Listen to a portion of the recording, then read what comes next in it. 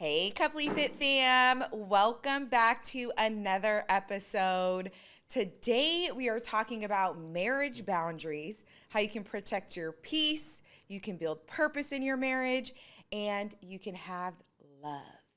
So we're very excited. But before we dive in, if you are watching us on YouTube, please like and subscribe. If you're following us on any social media platforms, please engage. Tell us what you like, what you don't like. We're very open to feedback. Cannot wait. Speaking of feedback, I'm loving the curls right now. Thank you, my love. I appreciate you. Let's dive in. Are you ready? I am. Are you ready? All right. So first, I loved so we're going to talk about marriage boundaries. When you think of boundaries, what do you hear when I say boundaries? In general, doesn't have to pertain to marriage, but just in general, what do you think? Yeah, boundary, I think of literally putting a wall up. Like, you just put up a wall. There's something put up. There's now an exterior wall that's stopping something that was happening from happening moving forward is what comes to my mind. Okay.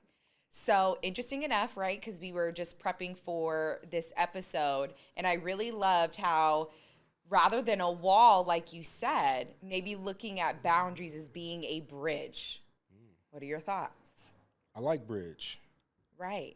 Yeah, I mean, because again, a wall, naturally, people will have you thinking that a boundary is something that's negative.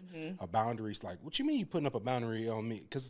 And a lot of times what we have found is that the people that need boundaries are oftentimes the people closest to you. Because if they're not close, they don't even have access. Right. Right? So yes. When someone gets a boundary, they're like, what do you mean? But I like the bridge versus the wall because it can have a negative connotation. I think boundaries like, why'd you have to do that? Yes. Versus I gifted them a bridge of a boundary. Yes.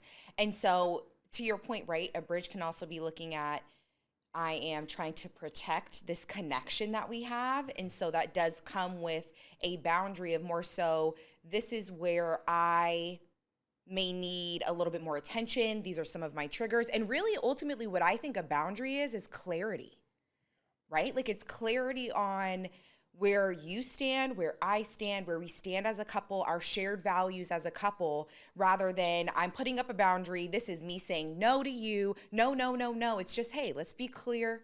Let's be, as we always say with Coupley Fit, we are HOT, which is an acronym for humble, open, and transparent. So keeping that same concept with, let's also keep it clear. Yeah, but to your point with the open and clear, I think for some people, ignorance is bliss.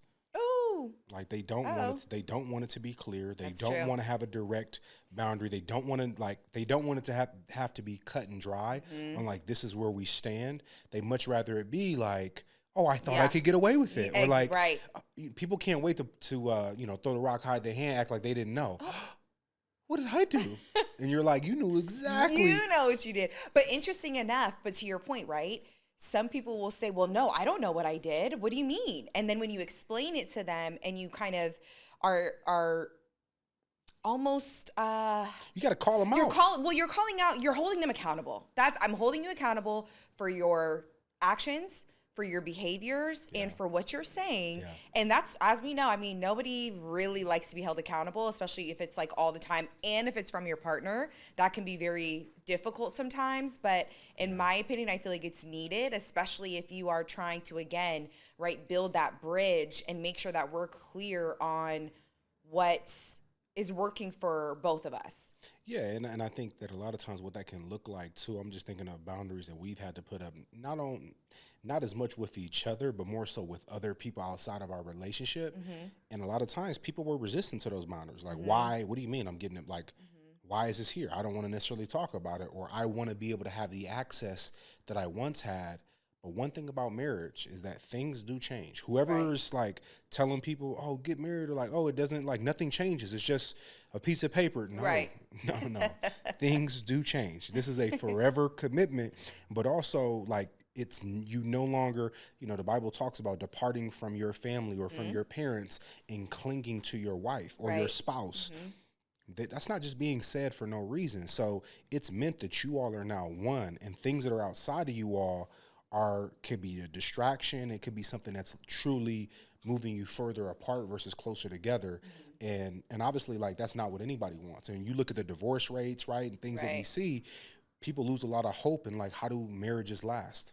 Right. Well, interesting enough, the statistic is, I believe it's lowered a little bit, but 70% of divorces are initiated by women. And so I think that is something we need to pay attention to. Are brothers getting caught off guard? But are they being caught off guard? That's true. Wait, she asked you, are we setting up boundaries, you're not she gives you the divorce. adhering to them? She gives you the divorce papers on the 1000th time that she told you to dump the trash and you didn't. And you're like, what? What do you mean? And she's like, I've been telling you. But yes, that is like a simple way to put it. But ultimately what the main reason across the board was, and this came from one of the top divorce attorneys in the country, and he was explaining the patterns that he's seen over time. And he said that when it comes to women initiating, it's because they feel as if essentially I'm doing it all. I'm the breadwinner. I'm doing everything at the house. I am taking care of the kids. So really, like, why are you here? What do I need you for? What do I need you for? That's tough. That's tough. Nobody wants to hear that. But also, the statistics don't even factor into people that are just unhappily married. Yes. Living together, just not speaking, separate rooms. How many times, and this is just something, an observation that we make, because we're really intentional about when we go out and we're eating dinner, eating meals, like we're talking, we're having conversations. How was your day? Let's talk about different things. But when we look around, the amount of couples that have nothing to say to each other. Nothing. I mean, it is beyond me. Nothing. I'm like, do y'all realize y'all just sat here for an entire dinner? Come on now. You and literally, an outing, and everyone's looking around. You had lasagna and shrimp Alfredo and said 2 words. Yes. The entire meal. Yes. And then we see that it turns into gossip, right? Now somebody's looking around and it's like a nudge, nudge. Oh, do you see what they're doing over there? Yeah. Rather than, hey, what's going on over here? Let's talk about what's going on at this table. Yeah. And to that point, it's a lot of times too, I see, and I'm grateful for this. We spend a lot of time together, but it's in a good way that we're also able to have these moments of connection and conversation, whereas we do see a lot of married couples and couples in general, that it's I need to cling to either another couple, like I need someone else. A buffer. I need a buffer, or I need someone else to be that bridge for me. Yes. Like we can't just have the real, because there's too many things that either need to be addressed, need to be talked about. What would they say? The elephant in the room? Elephant is just there making a noise. I was trying to make the sound of the elephant, like the trunk is going up, right? But like the elephant in the room is there, and it's like, you know what? Instead of us talking about this, let's go ahead and make it. Let's play a game. Let's do something different, or let's get a distraction in here. Yeah. So when you think of boundaries, do you think that it's control? Yes, I do. When I think of boundaries, like you're taking control back. Right. Okay, I see. Yeah, because in a lot of times when I think of the situations where I need to create a boundary, I've lost that control. The control has been lost. Yes. We're now at or you feel out of control. Come on now, we are now at a place. If you looked at it like a car, we're no longer on the freeway. We are outside of the lines, and I'm trying to figure out how we got here. And so now we have to course correct. And so to me, it is taking back control of the wheel, which is having that difficult conversation. Yes. Or us saying like, wait, how did this get here? Or what was the root of this? And sometimes it's getting down to the root cause, right? Like, what's the crux of the matter? Like, how did we actually get here? Yeah, but difficult conversation. And a lot of people don't. And we like to call it, it's a critical conversation. And something else, and this is going to really land and bless somebody right now. Choose your hard is the quote that I heard recently. It's hard to have the difficult conversation, but it's harder to allow your feelings to be stepped on or to not acknowledge what's going on, right? So it's like either way, it's going to be hard. It's going to be hard to have the difficult conversation, maybe be in that moment and it be uncomfortable. But it's even harder to let 5, 10, 15 years pass. You never said anything, and it's literally festering like spoiled milk. And to your point, right, the fester turns into resentment. Yeah. And now I resent being around you. Nothing to say to each other. And have you ever heard, have you seen the meme? It was John and Kate +8. So I used to watch that show all the time on TLC. No, I don't. So I've seen it. But you know what I'm talking about? Yes, Okay, so John and Kate +8, and there's a famous clip where she and her husband are sitting on a couch. They're doing an interview, and he said, or she stops the interview, looks at him. She said, "Can you stop breathing so loud?" And you just see him, his eyes open widely. He's looking around like breathing loudly. What? Oh yeah, you getting on my nerves. You're getting on my nerves. Just your breath. Just you breathing. Just your presence. Just your breathing. Your presence is taking me over the edge. It's taking you me never over want to the get there. You never want to get there. So okay, so I understand you're taking control back. And so do you also feel like it's giving, we talked about clarity. Do you also think that it's giving peace and respect? Giving, when you get a boundary, when you gift, like when you give. When you gift a boundary. When you gift a boundary. Is it peace for you? Is it clarity for you? Oh, it does lead to peace, absolutely. What about respect? Yes. And I was going to say, because it's me respecting myself. Come on now. Right? Because a lot of times that you need to create the boundary because you're being disrespected. Come on. Come on now. Yes. What did Baby do in that one interview? You put some respect on my name. Put some respect on my name. Respect. It's important. There was no CT. There's a K. It was a K. Respect on it. Put some respect on my name. ASAP. So yes, okay, and I absolutely agree. You know, it's the clarity in a marriage when you truly know and understand where the other person stands and where you also stand. It's not a this is me, this is you. It's, well, let's think about like our shared values and what do we share together that allows us to be able to gift each other a boundary, I should say, because to your point, it's it can be seen as being a wall, but I do think that if we look at it more as being that bridge, which bridge to me is similar to shared values, it brings it from being me to we. And I think that's very important, especially when we talk about marriage. You want to be able to be in a position where it's, yes, you need to have your me times and your me moments, absolutely. And that goes for a husband and a wife individually, but together, what are your we moments? What are your we boundaries? And I think that's very important to talk about. And if you can't talk about it, write it down. You know, like I think that because a lot of what we hear is people struggle with communication and how do I communicate, but also effectively do that. And sometimes it's just easier to write it down or it's easier to text it over. It's easier to share a Word doc, right? Something of that nature that I don't necessarily have to see you face to face because that can be hard too, where I have to you have to face yourself sometimes, right? If somebody's gifting you a boundary and you're there, some of that boundary has to deal with you, then, you know, you could feel attacked.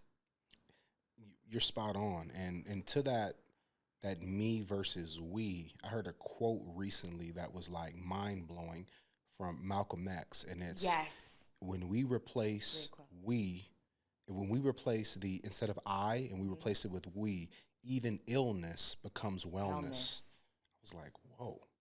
It's like, wait, take the high off of illness. Brother sweet Mother Martin, you know, they replaced the I with the we. I was like, whoa. Yeah. But again, we want to be well versus ill, right? And so when it's individualistic and it's just about me, it's, again, illness, right? Yes. If it's a we, but it feels like that, right? It does. It does. And even for people, I heard a quote earlier, and it was, top consultant and speakers talking about how he's consulting billionaires. He's talking to the wealthiest people in the world. And again, they have the I part figured out. They've got all of the money, all of the wealth. Yes. They're missing the we. Yes. So now they're literally unhappy. Yes. They're like, I've got all this money. I can do anything I want. I can buy anything I want. But I don't have anyone to share it with. No one to share it with. Really, my health is something that's probably been sacrificed, right? Or they gave up on, but nobody to share it with. And so you see so many of these successful folks, and it's like, and if you really think about it, a lot of them lost hundreds of millions because maybe lost a first wife or, didn't treat her right. Yes. Remarry, you're on like wife 2 or 3. And it's like, you guys. And then realizing what's crazy, now that we're able to see some of these interviews later, right, when you're hearing from different people that either got divorced or they're on marriage 2 or 3, a lot of them are like, my first wife, it would have worked out. It would have worked out. And we talked about that in a previous They're literally episode. like, if I had the routine that I have now, or and I made the insight, the routine, the changes, like, and you get Tom Brady, right? Like, he's retired now, like retired Tom and just... Come on, TB12 and Giselle, with him being retired, it's a totally different lifestyle. Yes. But he wanted one more year. No, I needed one more year. And then you retire, and it's like... To get back at Bill, I think. And again, but if you think about it, he gained a ring and lost a ring in 1 year. He gained a Super Bowl ring and lost a wedding ring in 1 year. That's right. and lost a wife. That's right. That's right. So it's very interesting that you talk about that, because then let's get into how do you create boundaries? Because that's something we always hear. Boundary, boundary, boundary, boundary. It's like, okay, great. How do I create it?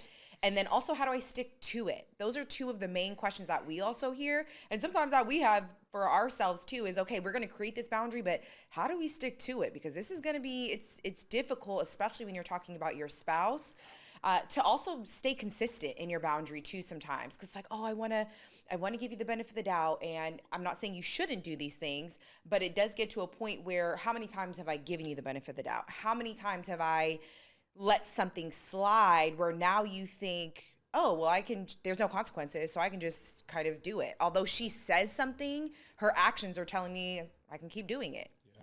So what do you think is a way to create boundaries? As I think about creating boundaries, I think the first one is the acknowledgement. Mm-hmm. The acknowledgement that a boundary needs to be created, something needs to change here. Mm-hmm. Self-awareness. Self-awareness. Step one. Mm-hmm. Can we be aware? Right. What are your triggers? What's going on here? Let me take a moment for myself. Let me journal. And if you are having difficulties with what to prompt yourself with, Pinterest is a great resource. You can literally type in marriage boundary prompts and you'll get a list that will just be able to help you understand more of yourself. Because I feel like that's really where people struggle is I don't know myself. So how am I going to know what my triggers are? How am I going to know what my overall self-awareness is? Because I don't have it. That's a great point. And something that we always like to try to make the complex simple. Mm-hmm. So we've talked about this on previous episodes, but what is the emotion that you feel? A great quote, Maya Angelou, right? People forget what you say, they'll forget what you do, but they'll never forget how you made them feel. Mm-hmm. So in those moments with different people, how do you feel in that moment? Mm-hmm. And there's people right now, like there's a couple people that I can think of that like, I naturally would get a little bit anxious or a little bit concerned if I know that like, oh, they're going to be at this spot that we're going to be at, just because they can be triggering.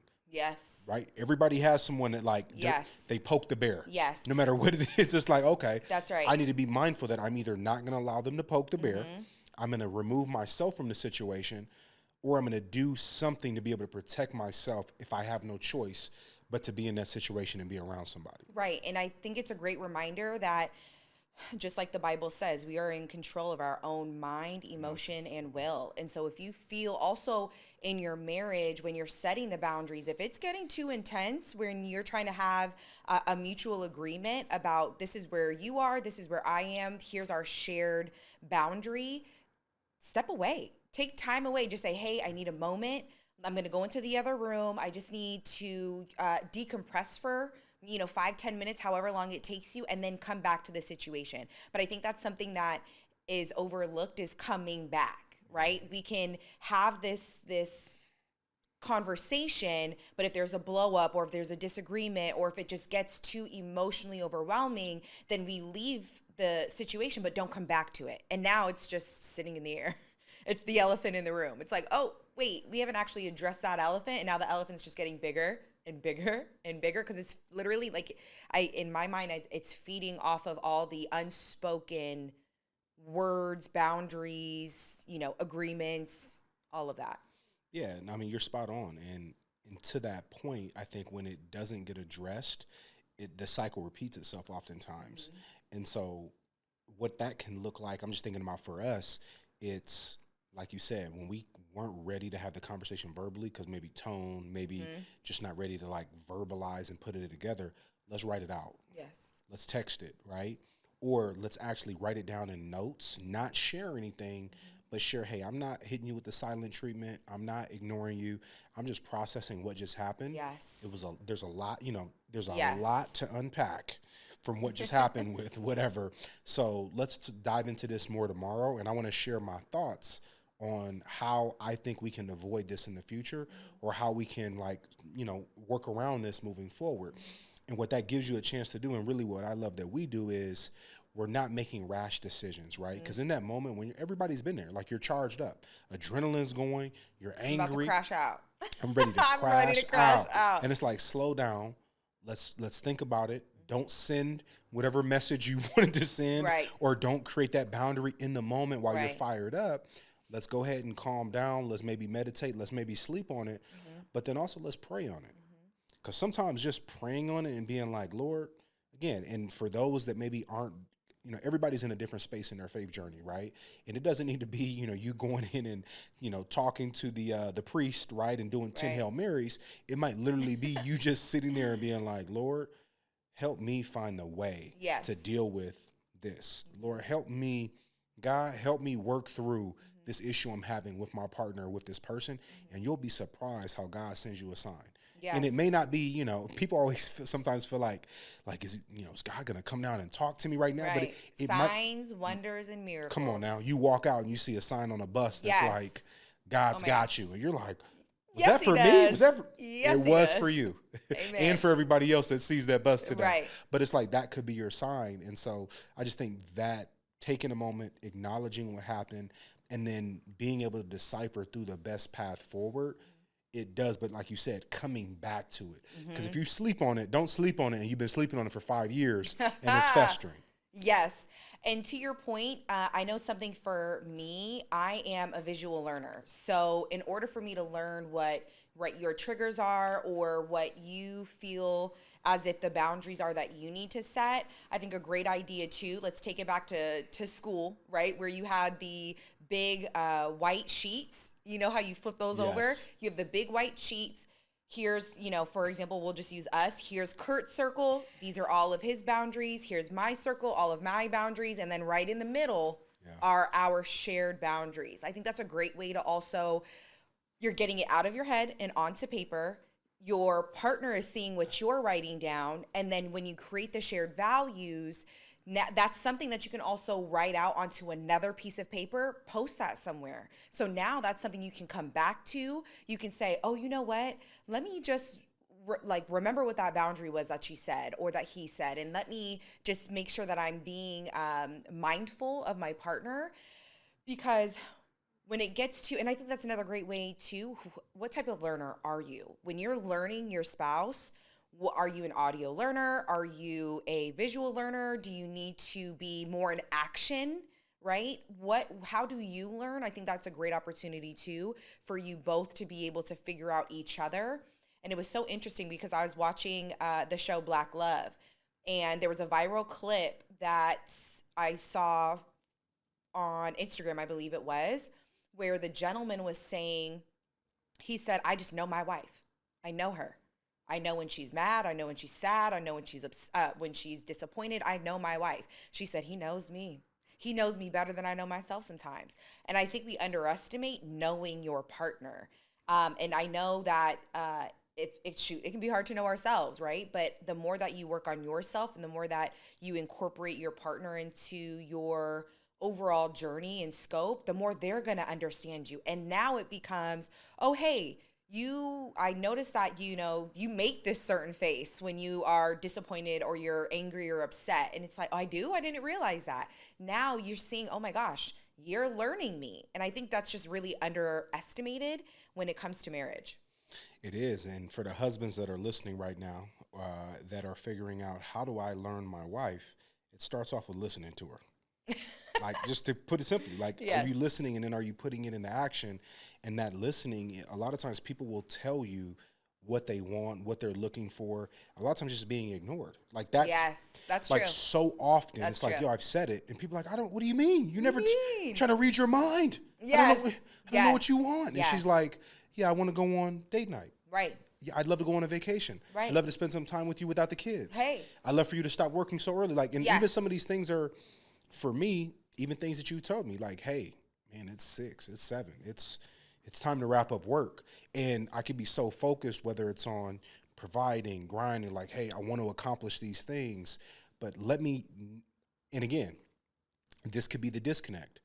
There could be someone that's working and grinding and doing these things for their family, but you need the boundary to be, work needs to stop at 5:30, a certain time, and you're both wanting to do this for the family, right? Right. My wife, you want me to stop work to be able to spend time with you, to be able to prioritize things on the home front and on the family front. I'm not playing video games or doing something like that. No, we're working for the family and for the foundation, but it's just being on the same page that two things can be true. The work is a priority. You want to get it done, but then also there needs to be a hard stop. Yes. There needs to be balance. Your marriage is a priority. There we go. Right. Because if you think about it, I know a lot of people, and I know a lot of fellas. I know some high performing, some of the top business people I know that don't miss anything. Like, don't miss a comma, don't miss the date on a contract, but it'll be like my anniversary, my wife's birthday. You know what? And we talked about that in a previous episode. Like, you know what? When's the last time they don't forget a client's anything, but don't know when's the last time you bought something for your wife. It's like, man, I don't know. Yeah. And it's like, let's treat the same way that you value your number one client. There's nobody that's more important than your spouse or your partner. So have that same level of initiative and priority, right? And I think that sometimes that's just a mindset shift that we have to have. Yes. So now how can we stick to these boundaries, right? So we've talked about accountability, which is key in any relationship, let alone if it's a marriage. But then also we talked about a little bit of consistency as well. And then grace over guilt is something too that we always preach in our episodes is you do have to have grace for your partner and not make them feel guilty if you're just starting out on learning each other and learning your boundaries, your triggers. More than likely it's a miscommunication. We've said that before. And more than likely it is the person's not trying to be malicious. And sometimes it can feel like that in some ways where it's like, oh, you purposely did that, or you're just not listening to me. And it's like, charge it to my head and not my heart because I didn't mean to, but it's, give me some grace here. 100%. You quickly touch upon, because like what would be some boundaries, right? That would be potentially in a marriage. So I heard you say time boundary. Yeah. That's definitely one. Time boundary or work boundary. Mm-hmm. I think that's definitely one. Another great boundary. I'm gonna use one that we even talked about, right? Like being in business and doing a lot of things where I'm out and about. I'm at events. I'm at conferences. I'm traveling, right? And you talked to me about the example of like, arms around or like hugging people in photos, things like that. Yes. So I just for both of us too. Correct. Yeah. Just because you want to be mindful of like, hold on, somebody got their arm around. Yes. Somebody a little cozied up with my wife in this photo. What is going on? I'm like, girl, hold on. You better remove your hand from his bicep. Don't you dare. Oh, your chest. Oh, girl, bye. So I was like, oh, okay. Thank you. Good point. Photos are like these, right? But it's good to be able to know like, okay, that's a good boundary to have. So now, like, you're not going to see photos on social of like someone with their arm hanging around me or something like those are just a perfect example. Another one, especially in social media, is like photos that you're liking. Like, I don't see you liking photos of like, dudes with them doing their individual workouts, shirt off, right? Shirt, like, no, you can like my photos that's like that. Yes. But the same thing vice versa. So like, that's another example of a boundary is like. And that's a social media boundary. So I just wanted to give like, okay, a real-time work boundary, right? A social media boundary, a traveling apart, like when we're talking about the photos and just when people hug you, things like that. Yes. And to that point with the travel, because I know quite a few people that are probably going to watch this are doing some sort of traveling, but the check-ins, right? Yeah. It's not a check-in where, again, I'm like, you check in at 8 p.m. every day. It's just like, hey, just throughout the day, just let me know what's going on. And if you're like, hey, I have a lot of meetings going this time, what? No, I just was going to say, no, it can be that level of check-in. Like, so often people be like, no, like, it's marriage. Like, I don't want to be checking in and all of this. But, like, I'll use the example of NIL is big right now and football is starting up. I know a lot of my former teammates and things that are coaches. Mm-hmm. They check in with their 5-star recruit. Okay. They are checking in with the 5-star recruit on a daily basis. They checking in with the athlete, the parents, the coach. Auntie. Are we getting you up here on a visit? How was your day? Right. How was your practice? You're right. How your legs feeling? Are you feeling fresh for game day? They're sending the invites. Yes. So if you got that energy for your top recruit, is your wife not a 5-star? Keep that same energy. That same energy. Is your wife not or your husband not a 5-star? Mm-hmm. Boom. And remember, and if they're not, you picked them. Oh. Or her. I'm just saying. So that's a different conversation. Yes. Something else too, and we touched on this briefly last episode, was also a family boundary. That's something that's a whole nother episode. It is another episode, and we're obviously going to touch on that, but it can be a little bit tabooish because, again, it's family, right? And you only get one family. You only get one mom and dad. You only get one, or two, granny. But you know what I'm saying? You have your family and your immediate family. And so it can be very difficult to put those boundaries up, not only in your marriage, but then also for your family. And so I think something that needs to happen when you are putting up a family boundary is you need to be on a united front. United front when you're coming, because, for example, one person can say like, oh, well, I know that my family disrespects you and that they're not kind to you, but I'm gonna go to the cookout. I'm gonna go and hang out with them and do these things. It's like, okay, so I'm just supposed to stay at home by myself, and now it looks like I'm the problem, and I'm not the problem. And it's bad either way, because we've seen it where somebody comes and they talk, grandma or somebody talking to your spouse crazy, disrespectful, and being slick. And it's sly little things, yes. right? So and then you don't want to be disrespectful because it's like, listen, granny. But it talks about Am I supposed to let that slide? But it talks about that moment of conflict, because you think about it, you got three options. You go to the family function, and because again, your family either changes their behavior, right, which is one, but we can't control them. We can't control them changing their behavior. No, you can't. And if you know auntie and them been like this for 30 years, don't expect them to change just because you got a new girlfriend. Come on. So the first one is either you don't go, right, which is hard because people are like, wait, you're not going to come, or you're not going to attend the event? Like, now you're not around the family, XYZ. But that is a boundary. The other option is you go with the partner, but you check whoever it is that's causing the issue and say, hey, you're not going to talk to them like that. We're not going to allow that, or whatever, which is easier said than done, especially if it's somebody that's senior to you. Yes. So if you got to check your mama or your aunt or your grandma or your dad, like, that's not easy. It's not.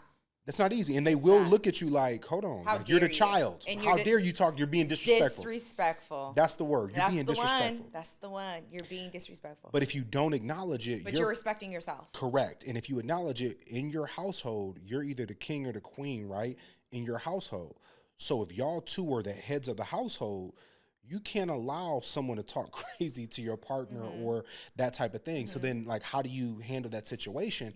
And then the dynamic is, implementing it is now, what do we do moving forward? Right. Because yes, this happened today. Are we going to the next event? Are we not attending? Or are we going to make sure that these changes get implemented? And I think that's that, like, additional step, because a lot of people just avoid the conflict and say, well, maybe you just don't go. And that literally starts to become the divide in the relationship. Right. But to your point, right, that's your shared marriage boundary, which is so important. So we hope that this blessed anybody and everybody. If it did, please share it with somebody. We know that marriage is hard, but hopefully we're able to give you some real life tips that we also have done ourselves. We promise we have done the hard work. It's not easy. We know and understand where you are. But if you are following us on social media, at Coupley Fit, CoupleyFit, please like, comment, share our social media clips. If you are on YouTube, please like and subscribe. As always, until next time, keep growing, glowing, and feeling better together. Bye.